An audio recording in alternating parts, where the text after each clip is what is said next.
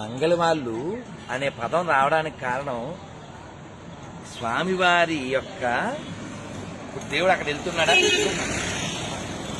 దేవుడు అక్కడ వెళ్తున్నాడు.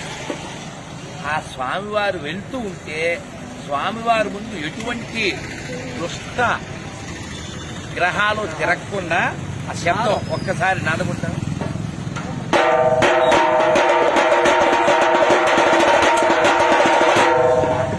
అక్కడ అంటే స్వామివారు అటు ఉన్నారు, జనాలకు తెలియదుగా. ఒకసారి చూపించు.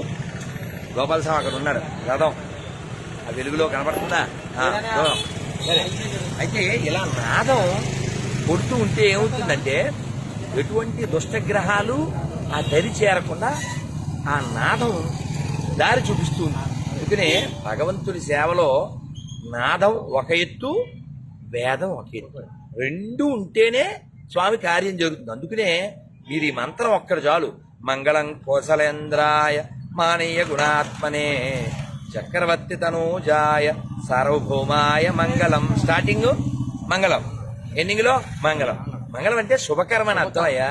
మంగళం అంటే శుభాన్ని చేసేటువంటి వారు, భగవంతుడి దగ్గర శుభకరంగా వాద్యాలు వాయించేటువంటి వాళ్ళని. కాబట్టి అది భగవంతుడిని ఆనంద పెట్టేటువంటి మేళతాళాలు వాయించేటువంటి, భగవంతుడిని సంతోషపెట్టేది శబ్దం కదండి. శబ్దం. ఇప్పుడు ఉత్తనే పూజ చేశారనుకోండి మేళం లేకుండా, ఏమన్నా రుచి ఉంటుందా? నిన్న ఇలా అంటారు, గట్టి మేళం అంటుంటారు, ఇలా వేలు పెడుతుంటారు, చేయమని చెప్పి అంటారు, ఆ పని చెప్పి. ఇలా ఆ మేళమే లేకపోతే భగవంతుడి కార్యక్రమం పూర్తవదు. కాబట్టి మంగళవాళ్ళు ఎక్కడ ఉన్నా భగవంతుడి సేవలో మంగళకరమైనటువంటి వారు. కాబట్టి వేదం ఎంత స్వామికి అవసరమో నాదం అంత అవసరం. నాదం ముందు ఎస్ ఎస్ ఎస్.